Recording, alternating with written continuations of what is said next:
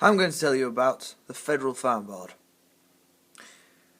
Now, we all know, I hope, that farmers were overproducing in America during the 1920s, all during the boom and also after the boom. Things, in fact, got even worse for farmers when the whole economy started to struggle after the Wall Street crash. So, Hoover decided, and the Republicans decided, that they would have to do something to try to help the farmers, to aid their plight, because lots of farmers were going out of business, going bankrupt. The Dust Bowl made things worse for farmers in certain areas, but they were still overproducing. So how to help the farmers who were producing too much?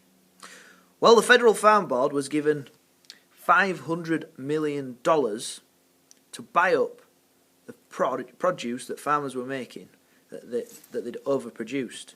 So the huge warehouses full of stock that the farmers were failing to shift were bought by the Federal Farm Board. But the problem comes then, what does the government do with all this food that they've bought? Well, they can't sell it because, well, that's the same problem with overproduction, isn't it? So if the farmers are overproducing and they can't sell it, it's pointless the government buying it and then trying to sell it. And they couldn't sell it for cheap, so they couldn't sell it off for 1 cent per tonne, because nobody would buy the farmers' stuff. So suddenly the government has got warehouses full of farmers' produce, but they're not quite sure what to do with it.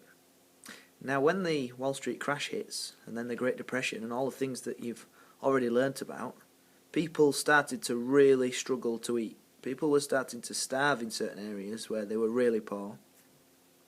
And these people knew that the government had warehouses full of food, that it was just sitting there to rot. Now imagine how unpopular that made the government. It's difficult to say though, what could the government do? Because if they gave it away, nobody would buy the farmers' things. If they tried to sell it for cheap, nobody would buy the farmers' things.